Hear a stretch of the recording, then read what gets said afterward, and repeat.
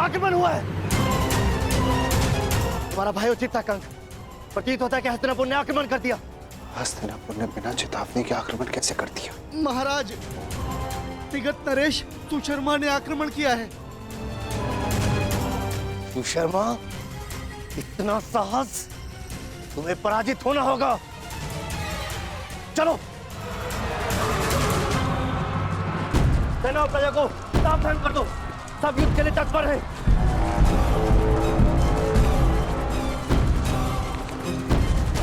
ये जानते हुए भी हिम्मत से दुर्योधन का मित्र राज्य है, सुशर्मा ने आक्रमण का साहस किया। ये तब तक संभव नहीं जब तक उसे किसी बड़ी शक्ति का समर्थन प्राप्त न हो। इसका अर्थ ये सब दुर्योधन ने करवाया।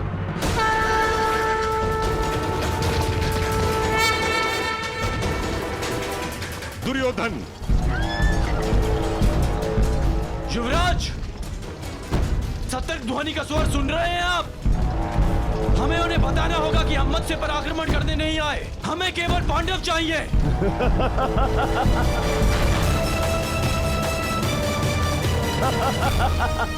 मित्र, उनका सतर्क होना स्वाभाविक है,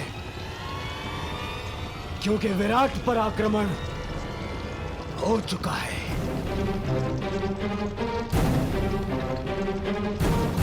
सुशर्मा की सेना दक्षिण छोर से विराट पर पहले ही आक्रमण कर चुकी है।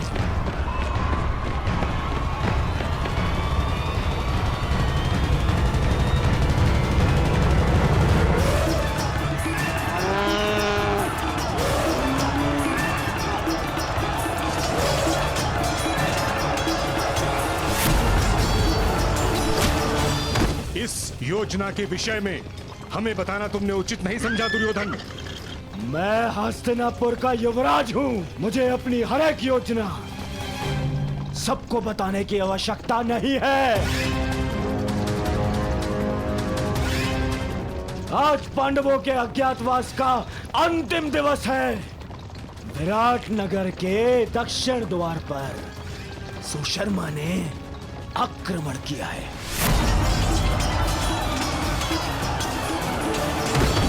उनका सारा ध्यान विराट के दक्षिण द्वार पर होगा और हम उत्तर दिशा से आक्रमण करके पांडवों को वहीं घेर लेंगे। ये नीति के विरुद्ध है। जो राज्य पहले से ही युद्ध में व्यस्त हो, उस पे इस प्रकार आक्रमण करना छल है। ये छल नहीं है, क्योंकि सुशर्मा हस्तिनापुर का ही सहयोगी है। मुझे किसी भी मूल्य पर उन पांडवों को सूर्यास्त से पूर्व पकड़ना है।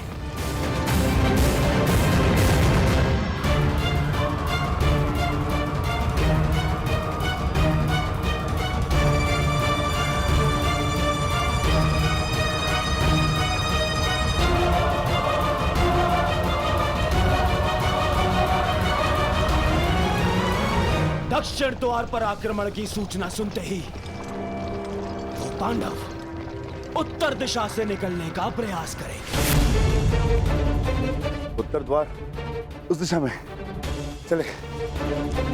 परंतु उन्हें इस बात का भान तक नहीं होगा कि उनका अज्ञातवास भंग करने के लिए हम वहां पहले से ही उपस्थित होंगे, पहले से ही।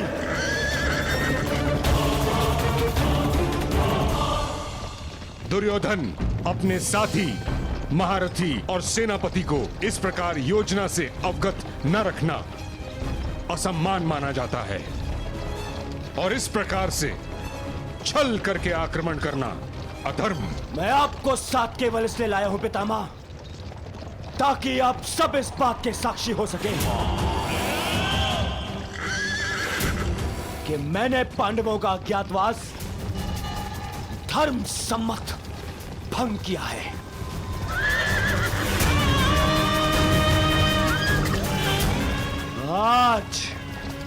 आज वो पांडव यहां से यहीं से वन में जाएंगे अगले 12 वर्ष के वनवास के लिए। चलो सारथी, गति बढ़ाओ, आगे बढ़ो। मामाश्री, आपको अपनी योजना पर विश्वास है ना? मुझे पूर्ण विश्वास है दुर्योधन। पांडव विराट नगर से बाहर निकलने के लिए उत्तरी द्वार का ही प्रयोग करेंगे। देख लेना तुम।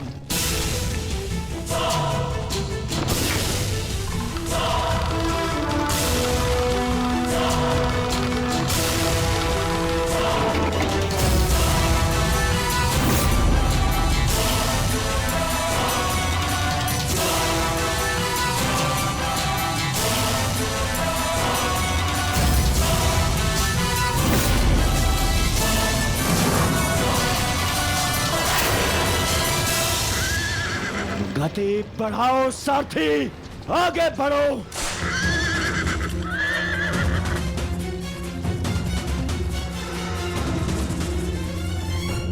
बस सूर्यास्त की देर है, उसके पश्चात हमारा अज्ञातवास संपन्न। ज्येष्ठ शीघ्र ही यहाँ पहुंचते होंगे, उसके पश्चात हम यहाँ से निकल जाएंगे।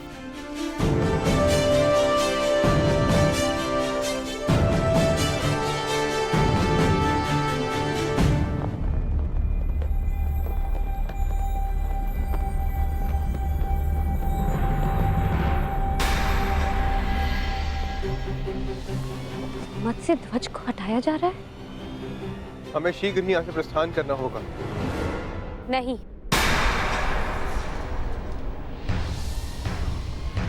हम नहीं जाएंगे।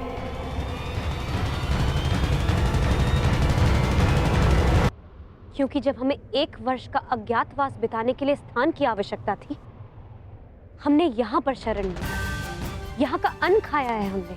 और आज जब विराट नगर को हमारी सहायता की आवश्यकता है, तो क्या यहाँ से जाना उचित होगा? ये क्या कह रही हो पांचाली? वही जो सत्य है और वही जो मैं तुम सबसे कहना चाहता हूं। यदि विराट नगर में हमें छिपने का स्थान नहीं मिलता, तो अब तक हम सब पकड़े जाते और फिर से वनवास काट रहे होते। ये समय विराट राज का ऋण चुकाने का। परंतु ज्येष्ठ, उन्होंने हमें पहचान कर सहायता नहीं की थी, उन्होंने हमें काम पर रखा। तो इस नाते वो हमारे स्वामी हुए और बिना उन्हें सूचित किए हमारा यहाँ से जाना भी अधर्म है। धर्म? इसी धर्म के कारण हमें द्यूत में हार मिली। इसी धर्म के कारण आपने फिर से द्यूत खेला।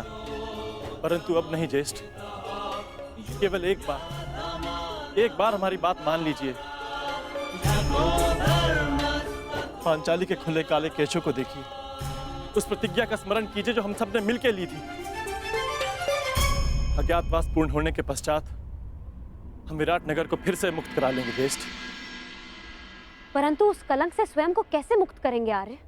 कि अपने सहायक को संकट की घड़ी में अकेला छोड़ाए हम?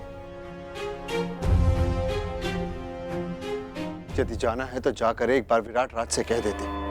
उनको बताना पड़ेगा कि हम पांडव, वीर पांडुपुत्र कायरों की भांति जा रहे हैं।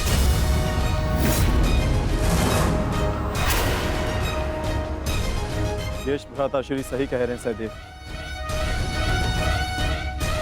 यही समय है, अपने शस्त्रों पर आई धूल हटा ली जाए।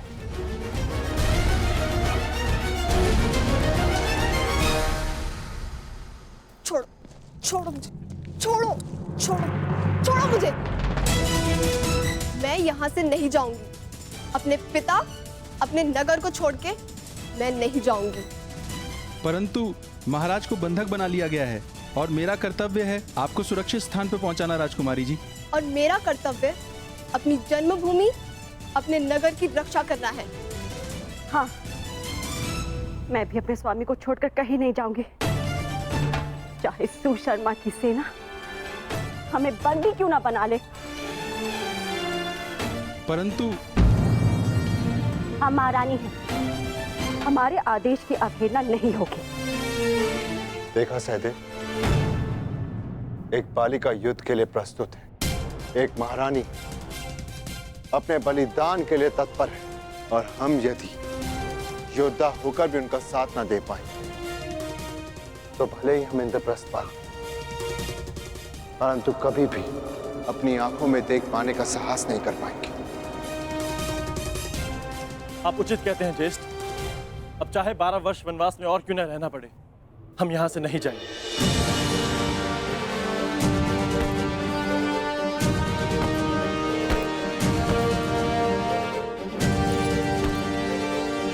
भयभीत होने की कोई आवश्यकता नहीं है माताश्री। मैं आपकी रक्षा करूंगा। मेरे होते हुए राज्य पर कोई कुरुदृष्टि नहीं रख सकता। कहाँ प्रयाण की तैयारी कर रहे हैं युवराज? युद्ध के लिए। ज्ञात है ना, मेरे पिताश्री को शत्रुओं ने बंदी बना लिया है। मैं एक योद्धा हूं, मैं युद्ध करूंगा उनसे, विराट नगर का मान बचाऊंगा। क्षमा चाहती हूँ युवराज, आप अभी बालक हैं, युद्ध कैसे लड़ेंगे? क्यों? संकट के समय में राज्य की रक्षा करना तो युवराज का धर्म है। मेरे पिता मत्स्य राज अभी संकट में, और पुत्र और युवराज होने के नाते ये मेरा कर्तव्य है।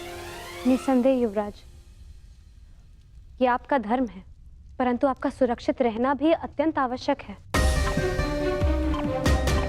और सेना की एक टुकड़ी महाराज की रक्षा के लिए भेजी जा चुकी है। सेना नहीं, योद्धा की आवश्यकता है। मैं युद्ध करूंगा उनसे। माताश्री, आप ही मुझे बताइए, क्या मेरा जाना अनुचित है? हमारे राज्य पर आक्रमण हुआ और हम ऐसे ही बैठे रह सकते हैं? तुम उचित कह रहे हो पुत्र, परंतु महारानी की जय हो। नगर के उत्तरी छोर से भी शत्रुओं ने आक्रमण कर दिया है।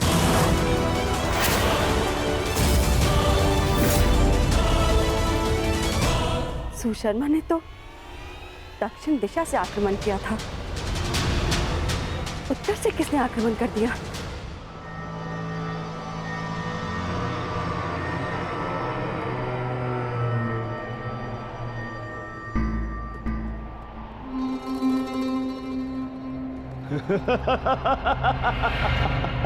अब कहां छुपेंगे पांडव पुत्र?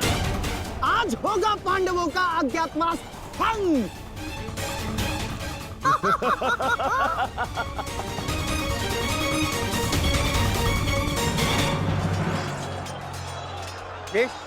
ये तो मवेशी को ले आ रहे हैं। विराट की संपत्ति की रक्षा करना भी हमारा कर्तव्य है। आज्ञा दीजिए ज्येष्ठ।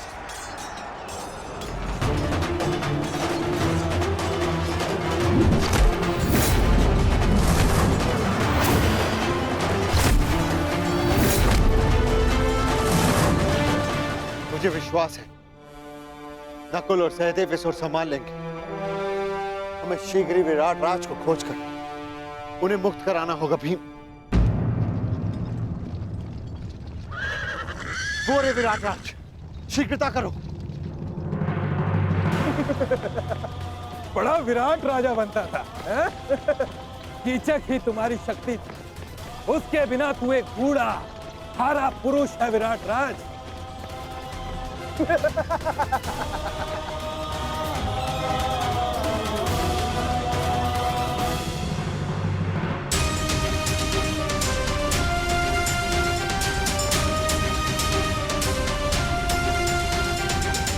उत्तर ने अपने पिता को इस अवस्था में नहीं देखा।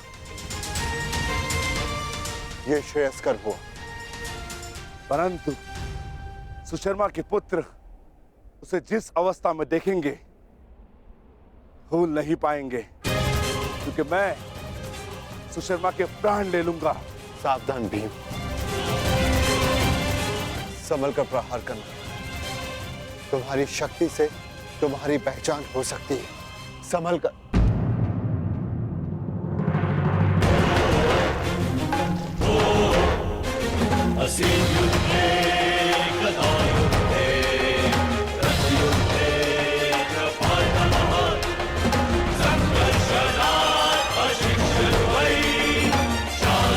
शिक्षा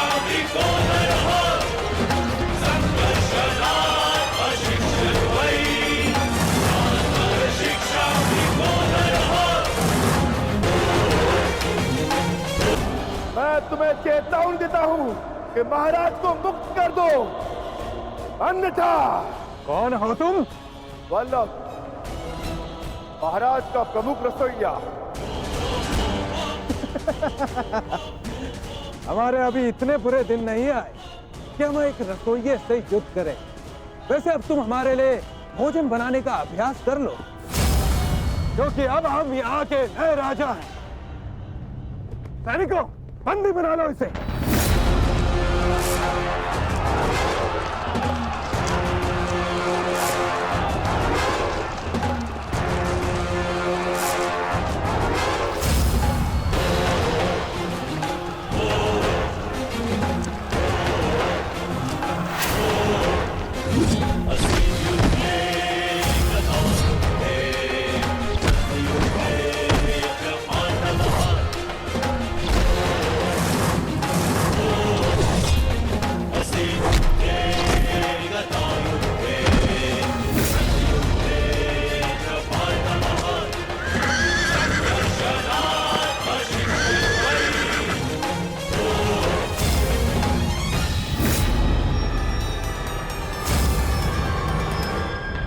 हे ईश्वर, दुर्योधन, महाबली भीष्म और अंगराज कर्ण जैसे महारथियों का सामना कैसे करेगी हमारी सेना? कैसे करेगी? युद्ध का वास्तविक आनंद तो महारथियों के साथ लड़ने में ही आता है माताश्री। अब आएगा युद्ध का आनंद। अब सिद्ध होगा कि आपका पुत्र कितना बलशाली, कितना वीर है। अब आप देखना कैसे मैं महान धनुधारी अर्जुन के भांति अपने बाणों से कौरवों का नाश करता हूं। अत्यंत उत्साही मत बनो पुत्र। क्षमा चाहती हूँ महारानी, परंतु युवराज का कहना उचित है। ये कैसी बात कर रही हो सारंधरी? युवराज अभी बालक है, वो भीष्म और कर्ण जैसे महायोद्धाओं का सामना कैसे कर पाएंगे? कर सकता हूं, परंतु एक समस्या है।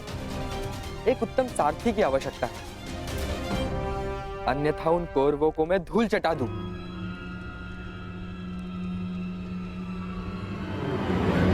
प्रतीक्षा किस बात की युवराज? आगे बढ़िए। क्या? मैं बताती हूँ महारानी। बृहनला कुमार की सारथी बनकर जाएगी। क्या? बृहनला एक किन्नर मेरी सारथी बनेगी? अरे ये नृत्यशाला नहीं, युद्ध भूमि है, युद्ध भूमि। वीणा की तार और अश्वों की रास में बहुत अंतर होता है। वहां मृत्यु तांडव करती है। सैरंद्री, तुम इतना मूर्खतापूर्ण सुझाव कैसे दे सकती हो? कुमार, आपने महान धनुर्धर अर्जुन का नाम लिया, इसी कारणवश मैंने बृहनला को आपकी सारथी बनाने का सुझाव दिया, क्योंकि एक समय पर बृहनला अर्जुन की सारथी रह चुकी है। क्या? ये अर्जुन की सारथी? विश्वास नहीं होता।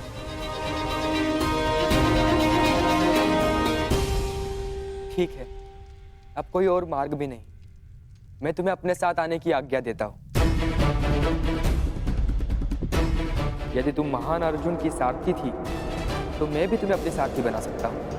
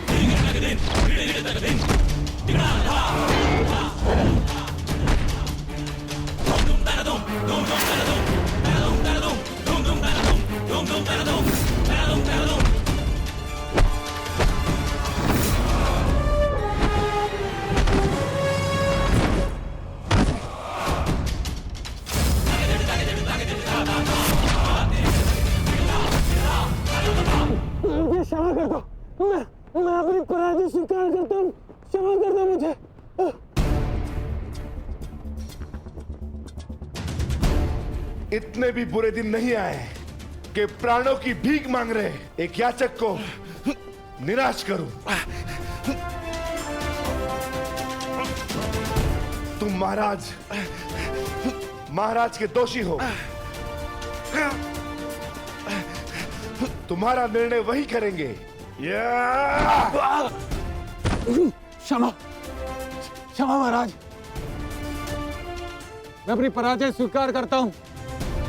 आदेश दीजिए महाराज, क्या करना है इस दुष्ट पापी का?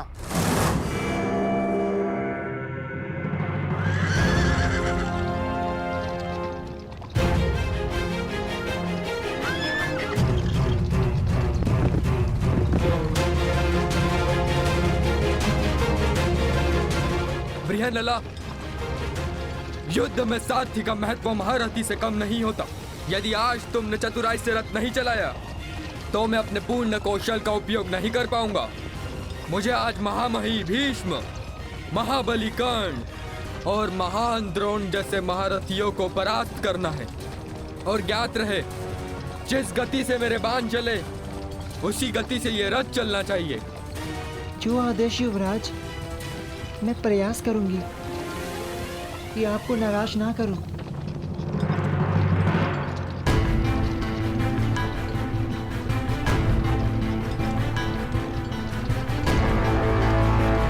ये सामने क्या है?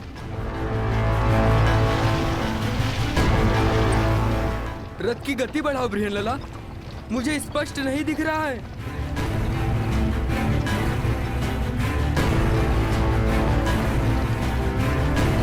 क्या ये कोई चक्रवात है? नहीं युवराज, ये धूल है जो हस्तिनापुर की विशाल सेना के पथ संचालन से उड़ रही है। क्या हस्तिनापुर की सेना इतनी विशाल?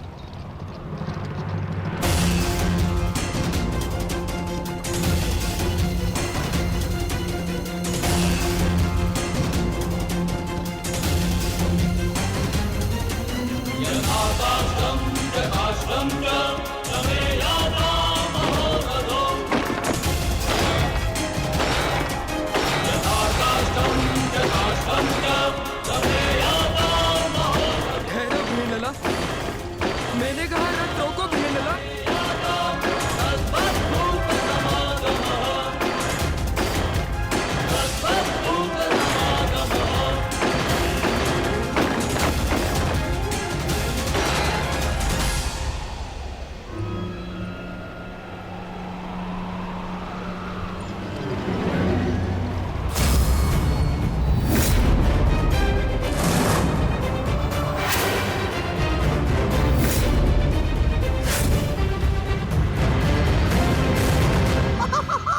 मैंने कहा था ना दुर्योधन, ये पांडव उत्तरी दिशा से ही बाहर आएंगे। वो रथ देख रहे हो?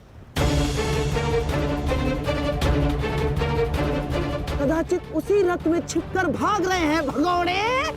आओ!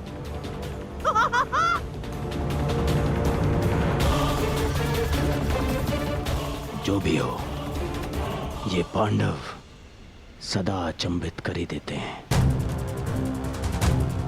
हस्तिनापुर की इतनी बड़ी सेना के समक्ष केवल एक पांडु पुत्र।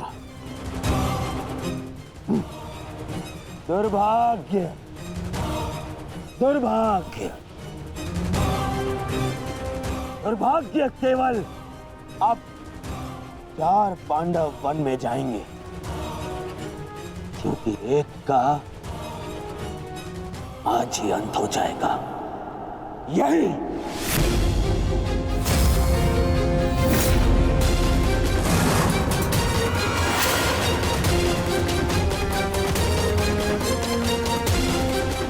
ठहरो सारथी। क्या हुआ युवराज? आपने रोकने के लिए कहा। हाँ, तुम्हें सुनाई नहीं देता? मैंने कहा रथ रोको।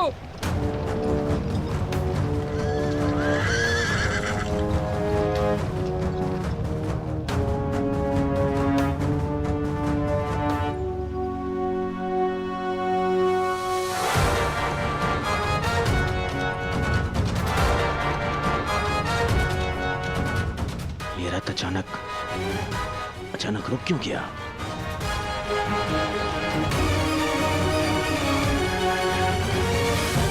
क्या हुआ युवराज? आपने रोका क्यों?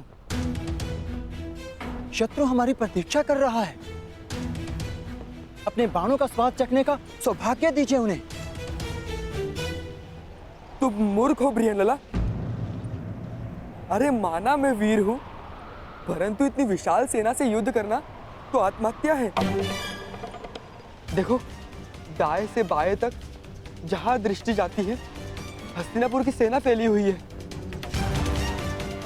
देखो, वो दूर श्रुतिश तक घेर लिया है उन्होंने। ब्रियनलला, मुझे लगता है कि हमें सेना के साथ आना चाहिए। कौन सी सेना युवराज? इस मत्स्य में यदि कोई महारथी शेष है तो वो केवल आप हैं। परंतु इतने महारथियों और इतनी विशाल सेना के समक्ष तो मैं पल भर भी नहीं ठहर पाऊंगा। नहीं, तुम रथ को पुनः महल ले चलो। नहीं युवराज, ऐसा सोचना भी अधर्म है। आप विराट नगर के युवराज हैं। भूल गए महारानी और कुमारी उत्तरा को क्या वचन दिया था आपने? इस समय प्रजा की एकमात्र आशा आप हैं।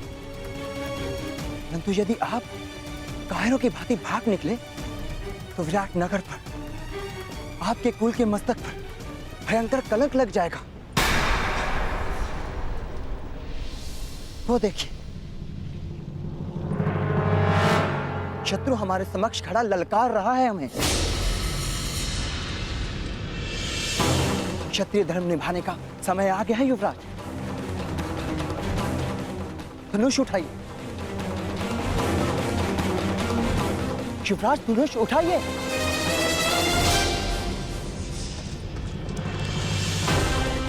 युवराज रुक जाइए, कायरता मत दिखाइए।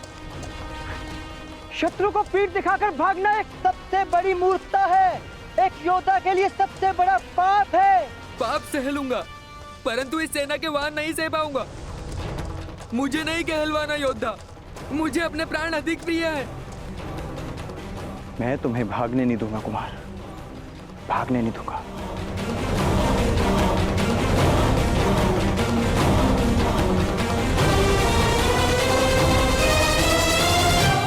ठहरिए, कायर मत बनिए युवराज, रुक जाइए।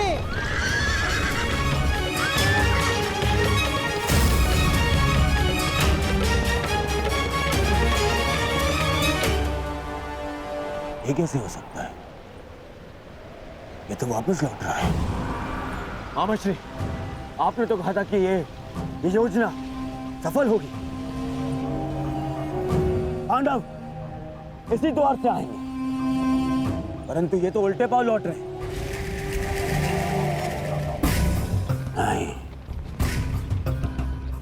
ये पांडव हो ही नहीं सकते, क्योंकि पांडव अपने शत्रु को पीठ दिखा के नहीं भाग सकते। हो सकता है दुर्योधन की ये पांडव ना हो, परंतु पांडवों के पास हमारे समक्ष प्रस्तुत होने के अतिरिक्त और कोई मार्ग है ही नहीं।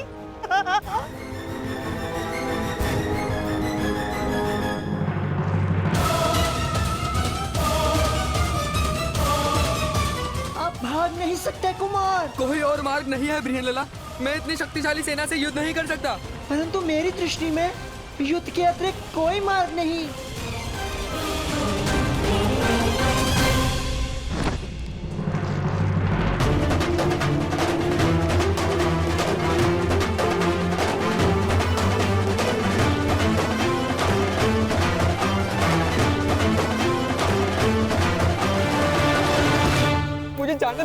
मुझे जाने दो ब्रियनलला। मेरी तुमसे प्रार्थना है, मुझे नहीं मरना, मुझे अपने प्राण नहीं देने। ये समय रोने का नहीं है युवराज। क्या कहा था आपने? आप एक योद्धा हैं, और एक योद्धा मृत्यु का सामना हंसकर करता है, मृत्यु के भय से रोता नहीं। और किस बात से भयभीत हैं आप? आप अकेले नहीं हैं। तुम्हारी मति तो नहीं मारी गई है, अकेले ही तो हूं मैं ब्रियनलला। देखो चारों, कहाँ है सेना? कौन देगा मेरा साथ? मैं दूंगी आपका साथ। तुम्हारा साथ किस काम का? तुम तो एक किन्नर हो।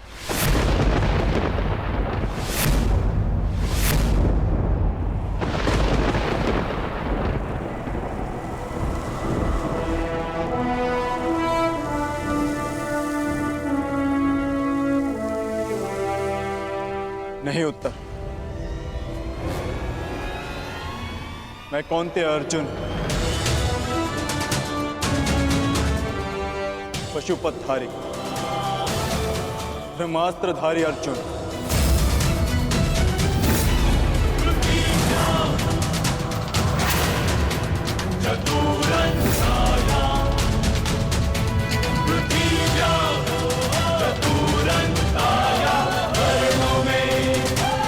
असंभव।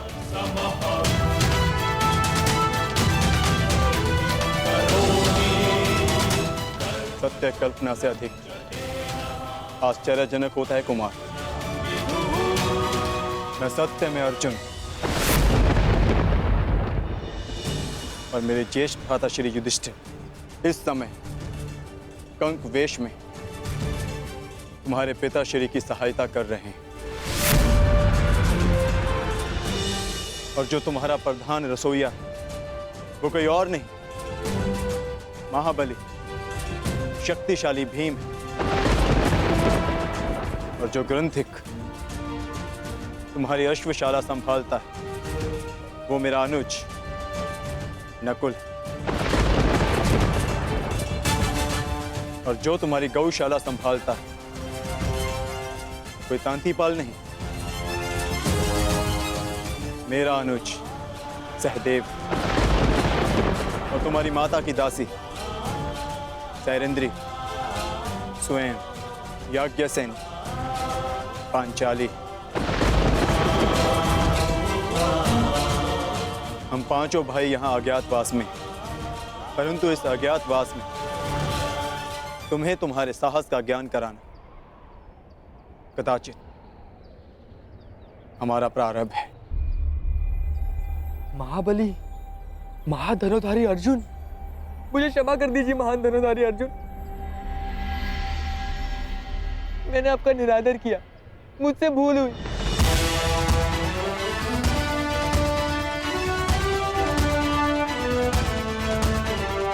ये तुम्हारी भूल नहीं, हमारी सफलता है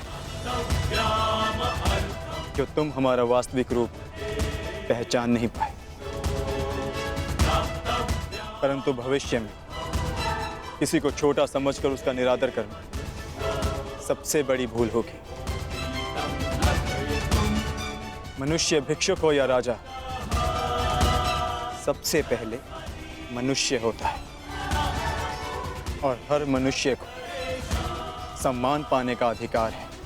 यह मेरा सौभाग्य है कि मुझे आपका साथ मिला। अब मेरे लिए क्या आदेश है? आदेश नहीं, निवेदन है। जिस मत्स्य ने हमें शरण दी उसका आदर बना रहे, इसलिए हमें पुनः रणभूमि लौटना है। आपको अपने साथ पाकर मुझ में साहस जाग गया है। चलिए विराट के शत्रुओं का नाश कर देते हैं। निसंदेह, परंतु महाबलियों का सामना करने के लिए हमें कुछ वस्तुओं की आवश्यकता होगी। उस वृक्ष पर लटके श्वेत वस्त्र में हमारी कुछ वस्तुएं।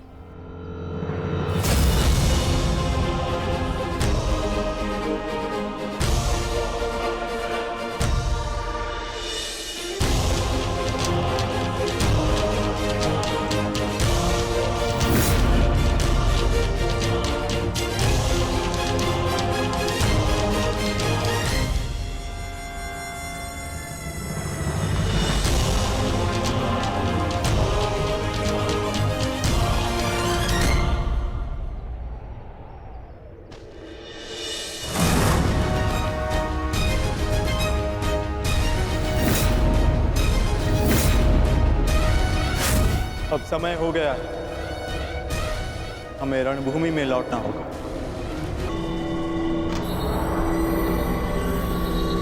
मैं और प्रतीक्षा नहीं कर सकता मामाश्री। अब तो सूर्यास्त भी होने वाला है। एक रथ आ रहा है।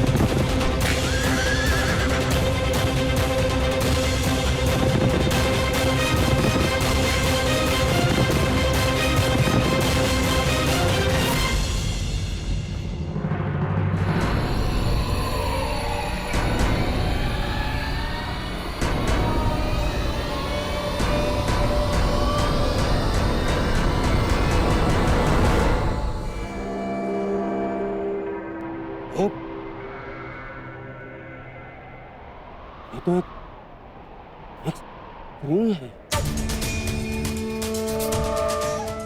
स्त्री है? ये तो प्रेरणा है।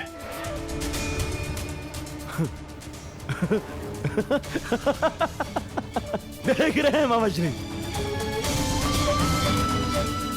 विराटनगर का युवराज सारथी बना हुआ है और वो भी एक स्त्री का। ना ना ना ना ना ना ना, स्त्री का नहीं दुर्योधन, एक किन्नर का। किन्नर।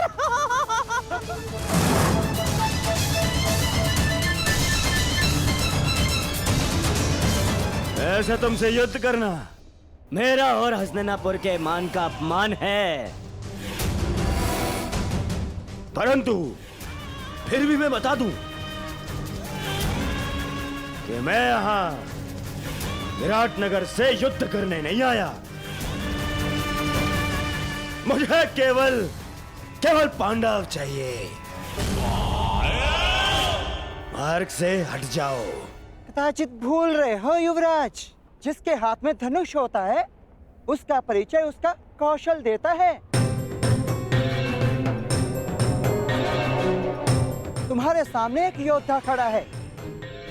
विराटनगर की सीमा पार करने से पूर्व तुम्हें मुझसे युद्ध करना होगा। विजय पानी होगी मुझ पे। कल्पना अच्छी है किन्नर, परंतु एक किन्नर से युद्ध करना देख वजह दुर्योधन के सम्मान के विरुद्ध है। परंतु फिर भी यदि युद्ध करने के इच्छुक ही हो तो पहले अपना परिचय दो। कौन तुम? बृहनल्ला नाम है मेरा।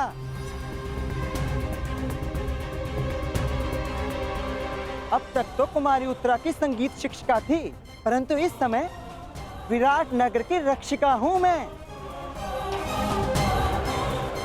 द्वंद्व से पूर्व महान महारथी भीष्म और महान आचार्य द्रोण को मेरा प्रणाम।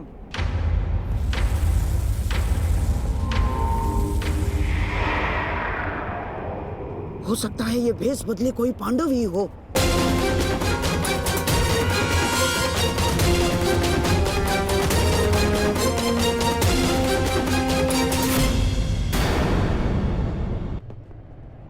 दुर्योधन, मुझे लगता है ये स्त्री पांडवों में से ही कोई एक है। क्या कह रहे हैं मामा श्री? हाँ दुर्योधन, तुम सोचो ना, जब से हमने विराट पर आक्रमण किया है पांडवों में से कोई एक नहीं दिखा, कोई नहीं। हो सकता है अपने अज्ञातवास के चलते पांडव किसी अलग भेष में रह रहे।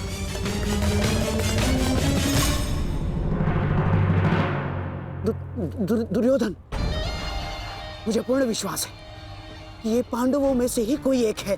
तुम मेरी बात मानो, ये वही है।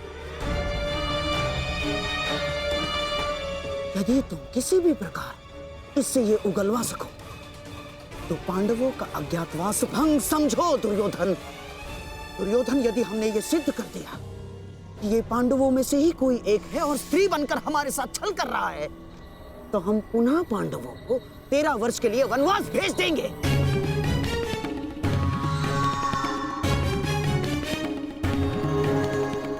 मैं आपकी योजना समझ गया मामा श्री। हाँ। मैं तुमसे अंतिम बार पूछता हूं, क्या तुम मेरी सेना से युद्ध करने के लिए तत्पर हो? रथ पर बैठकर धनुष हाथ में लेकर निश्चित रूप से संधि तो नहीं करने आई मैं हस्तिनापुर से।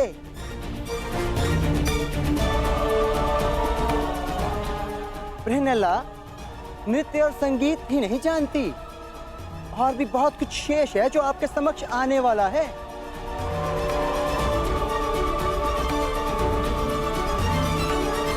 देवी, हम पहले ही बता चुके हैं, हम यहाँ युद्ध के लिए नहीं, केवल पांडवों के लिए आए हैं।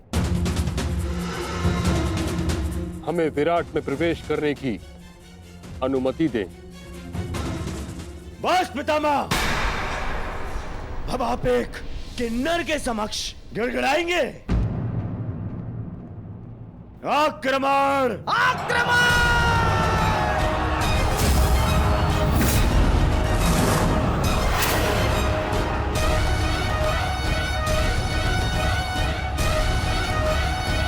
मैं अंतिम चेतावनी देती हूँ, विराट नगर की सीमा से दूर चले जाओ, अन्यथा मुझे अस्त्र चलाने होंगे।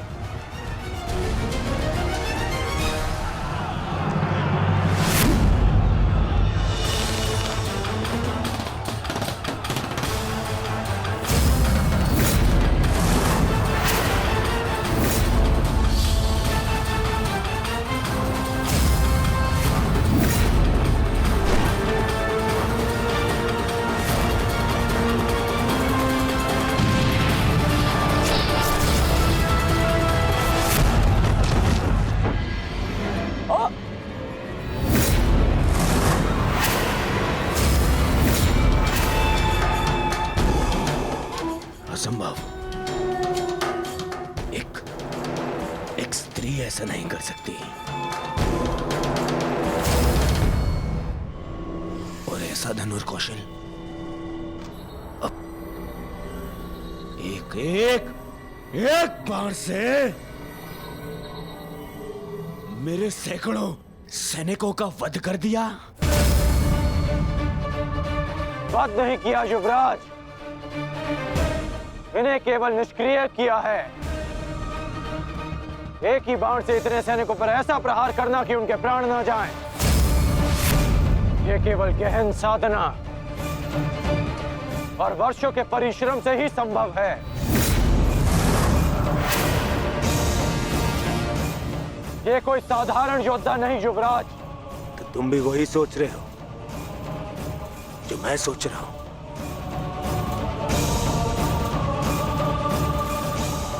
इसका कौशल तो यही संकेत कर रहा है, परंतु कैसे?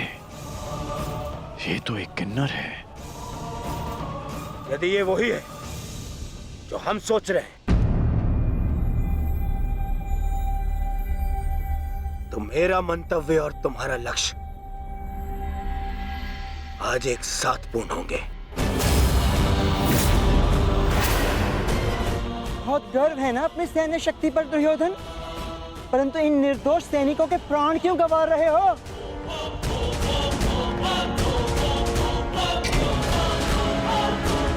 आज मैं तेरे बाणों के साथ साथ तेरी जिह्वा को भी शांति कर दूंगा।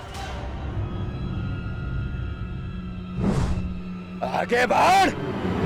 तुमसे युद्ध करके मैं अपनी धनुर्विद्या का अपमान नहीं कर सकती। और वैसे भी तुम्हें धनुर्विद्या आती ही कहाँ है? है कोई वीर तुम्हारी सेना में जो मेरे समक्ष आ सके, मेरे बाणों का उत्तर दे सके?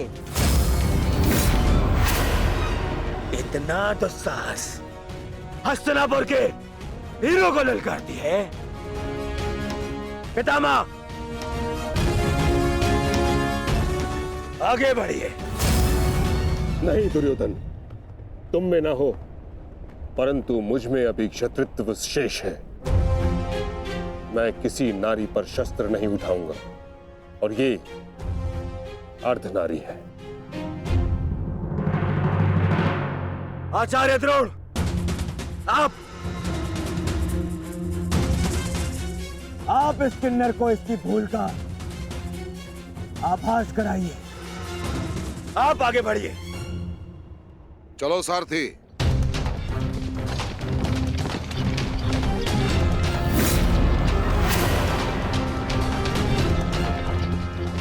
एक ऐसी परीक्षा है माता जिसने मुझे लक्ष्य भेदना सिखाया, वही मेरे समक्ष लक्ष्य बनकर खड़ा है। विश्व का श्रेष्ठ धनुर्धर बनने की क्षमता है तुम में।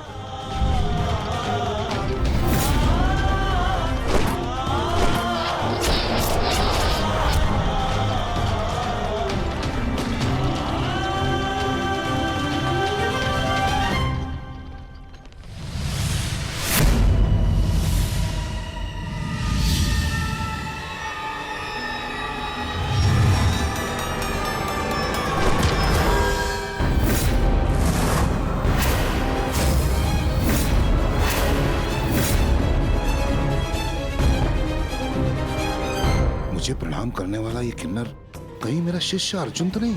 परंतु ये कैसे संभव है? अभी सिद्ध हो जाएगा कि ये अर्जुन है या नहीं। सावधान!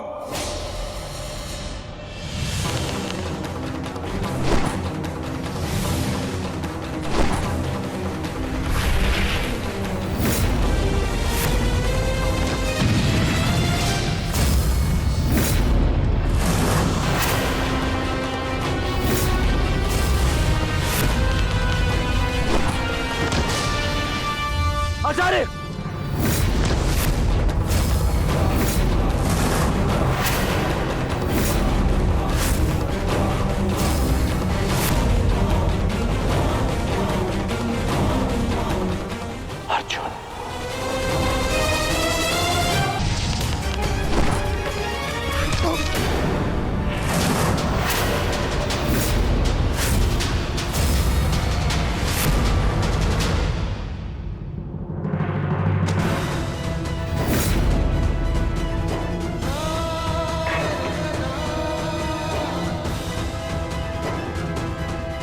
सारथी, आचार्य का रथ लौटा लो।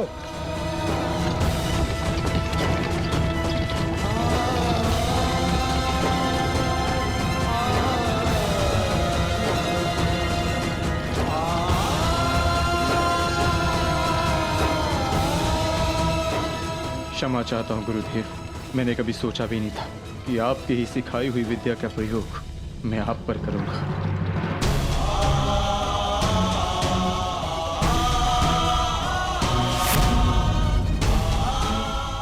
अर्जुन, तुम ऐसी मूर्खता क्यों कर रहे हो? अज्ञातवास पूर्ण होने में कुछ ही समय शेष है, फिर क्यों तुम रणभूमि में उतर आए? मैं माता कुंती को दिया वचन नहीं टूटने दे सकता।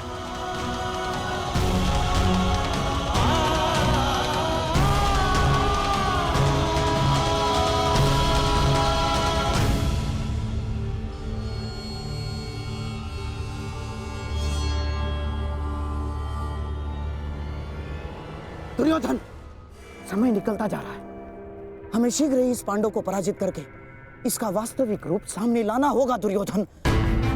और यदि ये पांडव ना हुआ तो? आंखें खोलो दुर्योधन, देखो इस साधारण किन्नर ने किस प्रकार द्रोण को पराजित किया है। किसी भी साधारण योद्धा में इतना शौर्य तो नहीं है कि आचार्य द्रोण को पराजित कर सके। तुम्हें क्या लगता है कि अर्जुन के अतिरिक्त और कौन हो सकता है? पहचानने का प्रयास करो इसे। तुम दोनों ने एक ही साथ, एक ही स्थान पर, एक ही गुरु की छत्र छाया में अभ्यास किया है। अपनी आंखों से इसे धनुर्विद्या सीखते हुए देखा है तुमने। पहचानो इसे, कौन है ये?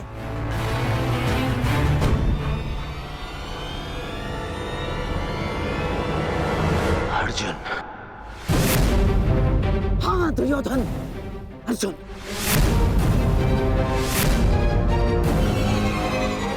अब तुम्हें कैसे भी करके इसका वास्तविक रूप पितामह के सामने लाना है, और उसके लिए तुम्हारे पास केवल एक अस्त्र उपाय है।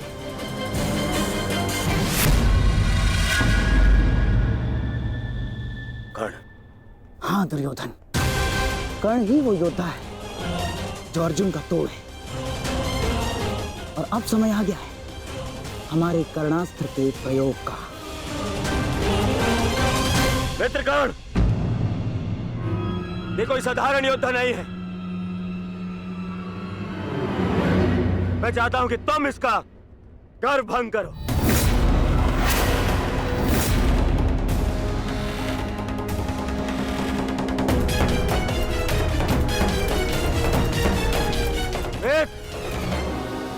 विलंब मत करो, हमारे पास में समय कम है। देखो, सूर्यास्त होने वाला है।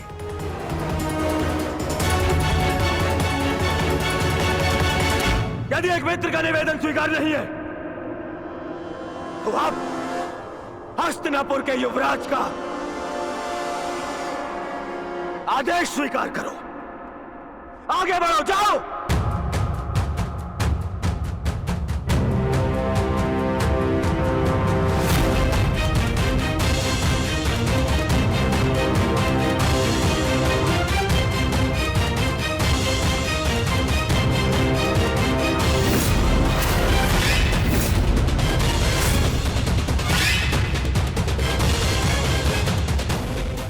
आएगा युद्ध का आनंद।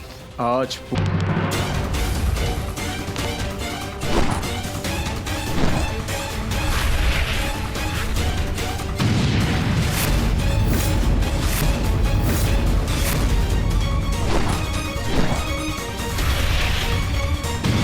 ये छोटे मोटे बाण चलाने का खेल बंद करो अंगराज। अर्जुन को सामने लाना है। वैष्णवास्त्र का प्रयोग करो।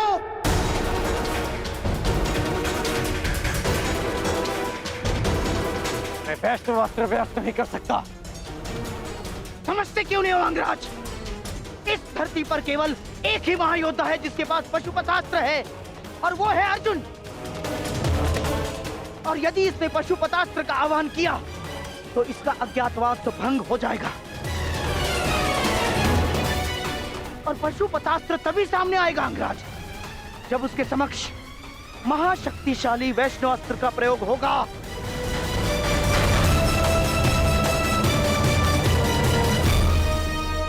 परंतु मैं किन्नर पर वैष्णवास्त्र का प्रयोग नहीं कर सकता।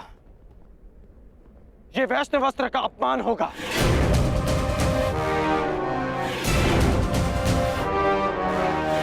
और वैसे भी ये अस्त्र बहुत शक्तिशाली है। तो हमारे सामने खड़ा योद्धा कौन सा कम है अंगराज? देखा नहीं, बात ही बात में उसने हमारे सैनिकों को कैसे धूल चटा दी। और तुम्हारा युद्ध कौशल हम कई बार देख चुके हैं, परंतु अब कौशल इसी में है कि समय बचा लिया जाए। समझे तुम? मैं मामा श्री की बात से सहमत हूं कर्ण। वैष्णवास्त्र का प्रयोग करो कर्ण, बंद करो इसका।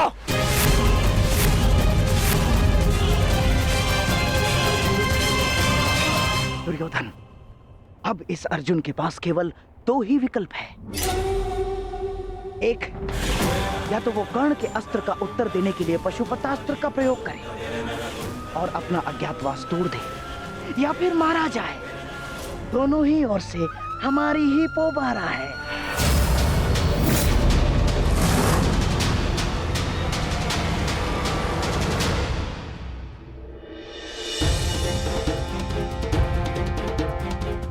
बस कुछ क्षण और, सूर्यास्त होने के साथ साथ यह अज्ञातवास त्यास हो जाएगा। बस एक ही बह, लला के अर्जुन होने का भेद ना खुल जाए। ज्येष्ठ, विराटनगर अब सुशर्मा से सुरक्षित है। हम अपना कर्तव्य पूर्ण कर चुके हैं। हमें शीघ्र ही अर्जुन की सहायता के लिए रणभूमि में जाना चाहिए। नहीं भी, लला के रूप में वो भले ही अर्जुन को ना पहचान पाए।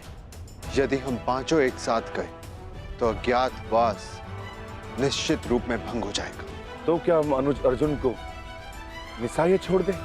आर्य अर्जुन निस्सहाय नहीं है आर्य भीम, वो तो पशुपतास्त्रधारी है, और अभी तक उनकी ओर से कोई सूचना भी नहीं आई। इसका अर्थ तो यही है कि इन्होंने कौरवों को अभी तक उलझा के रखा है।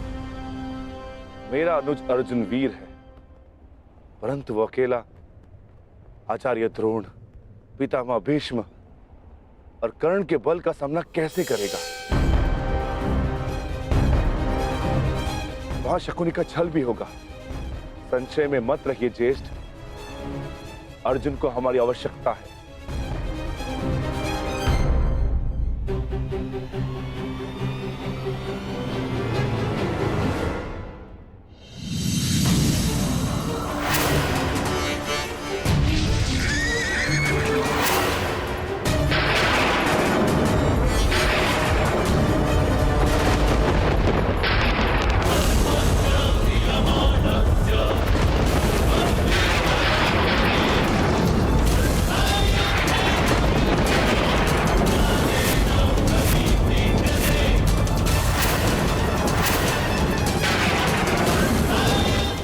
वैष्णवास्त्र, कर्ण वैष्णवास्त्र संधान कर रहा है।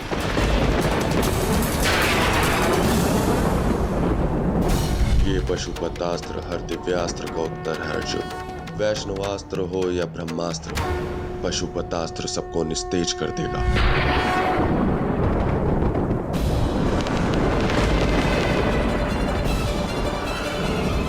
मैंने पशुपतास्त्र का प्रयोग किया तो सबको ज्ञात हो जाएगा कि मैं ही अर्जुन हूँ, और यदि प्रयोग ना किया तो मेरी मृत्यु निश्चित है और साथ ही मेरे भाइयों का जीवन भी संकट में आ जाएगा।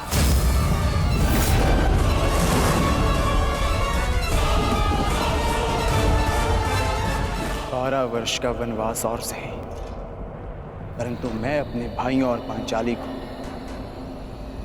निर्बल नहीं होने दूंगा।